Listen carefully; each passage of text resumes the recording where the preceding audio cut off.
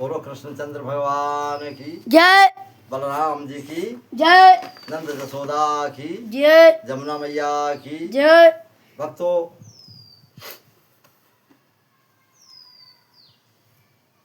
एक राजा थे जिनका नाम था आहुक। और आहुक के दो बेटे, एक का नाम था उग्रसेन, दूसरे का नाम था देवक। इन्हीं के यहाँ कंस का जन्म हुआ है। तो नगर एक मधुपुर यस नामा, मधुपुरी कहते हैं मथुरा को। मथुरा नगरी में और कालिंदी तटयति अभिरामा, जमुना जी के किनारे पर बसा हुआ बड़ा सुंदर।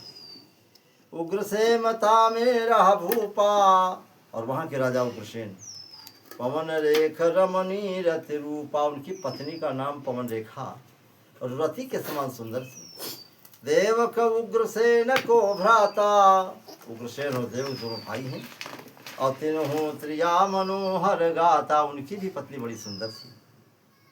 और एक दिन की बात है कि उग्रसेन की पत्नी पवन रेखा सकल श्रृंगार को सजा करके सखियों के साथ मिलकर के अपने उपवन में घूमने के लिए चली जाती है। और संजोग के बस वहाँ सखियों का साथ छूट जाता है। जंगल में जहाँ मोर चकोर और सुंदर सुंदर पक्षी मन को हरण करने वाली बोली बोल रहे थे, वहीं पर अब सखियों से अलग हो जाने पर रानी को बड़ी तकलीफ होती है। कहीं हाथी की तिंगाड़ को, सिंह की गर्जना को सुनती है तो डर जाती है, परेशान हो जाती हैं। और सखिन संघल उपवन देखन, गई प्रथम है लाग्यो पेखन।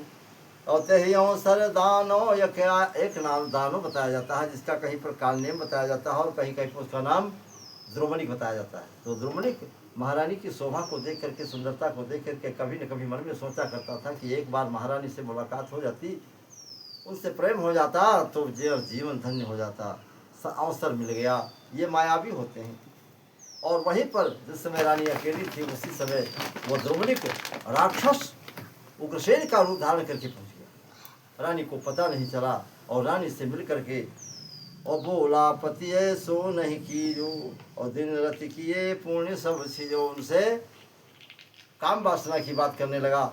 महाराज उग्रसेन को देख करके रानी कुछ तो नहीं कह सकती, क्योंकि सती नारी कभी पति से इनकार तो नहीं कर सकती। कई बार होता क्या है कि रानी उस कालनेम के वो जो है द्रुमणिक के चक्कर में आ गई, आकर के और रतिदान प्राप्त कर लिया, उसने भोग कर लिया उसके साथ। और कहा कि हमारे संजोग से तुमसे एक ऐसा पुत्र पैदा होगा जो बड़ा बलशाली होगा। देवता छोड़ करके इंद्र देवता भी, मनुष्य के अलावा देवता भी उससे हार मान कर जाएंगे। लेकिन वैसे महारानी तो उन्हें श्राप दे देती, लेकिन जब उनके पास पतिव्रता धर्म का झंझट ही खत्म हो गया तो श्राप क्या देती। तेहि माना नहीं कछु अपयोगा, सर्वस कियोता ही सन भोगा। और तेहि पाछे निज बप प्रगटावा, अपना रूप को दिखाया तो रानी डर गई। अंदर पत्नी लखी वचन सुनावा, अरे कर खर खर नीच छरिए हासा, मोही को हस श्राप देते हो तो ही तुमको मैं श्राप दे दूंगी। लेकिन उसने कहा कि देखो, श्राप मत दो, हमारे तुम्हारे संजोग से तुम्हारे कोई संतान नहीं थी, ऐसा पुत्र पैदा होगा जो मनुष्य को छोड़कर देवता भी इससे हार मानेंगे। और वो संजोग की बात, तुम्हें तुम्हारे हमारे अंश से होई बालक एक, महाप्रतापी भुजबली जीती भूप अनेक, सभी राजाओं को जीत लेगा। अब तो होना था हो गया, अब क्या कर सकती थी रानी। और सुनत प्रसन्न भई तब रानी आई, जब सब सखी सयानी। और वहीं पर सखियों से भी मुलाकात हो जाती है। देखा तो श्रृंगार उजड़ा हुआ है। उजड़े हुए श्रृंगार को देखकर सखियों ने पूछा कि क्या हुआ। आवाज़ निकलती है पवन रेखा के मुंह से, वो थरथराती हुई निकलती है, डरती हुई निकलती है। सखियों ने पूछा क्या हुआ। कहा क्या हुआ बताऊं। इस जंगल में एक बड़ा विकराल भयंकर बानर रहता था, वो पहुंचा, उसने 2-4 झापड़ मुझे मार दिया, थप्पड़ मार दिया, मेरे श्रृंगार को बिगाड़ दिया है। अब घर को चलना चाहिए, बहुत परेशान हो रही हैं। ऐसा कह करके वहाँ से चल दिए। धावा यख कपि निकट हमारे, आई भागिता सुभय मारे, देते ही ते अब चलिए निज धामा। और सुनी आई ग्रह निज निज बामा, अपने अपने घर को सब चले जाते हैं। लेकिन भैया जब समय आया तो गर्भ व्यवधि सुख सहित बिताई। गर्भ का समय जब पूरा हुआ तो माघ महीने के शुक्ल पक्ष के त्यारस, और त्यारस में जो है इनका जन्म होता है।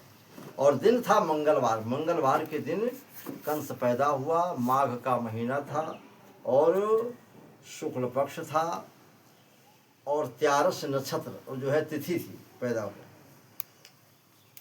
और पुत्र के पैदा होते हैं अनेक प्रकार के उपद्रव शुरू हो गए।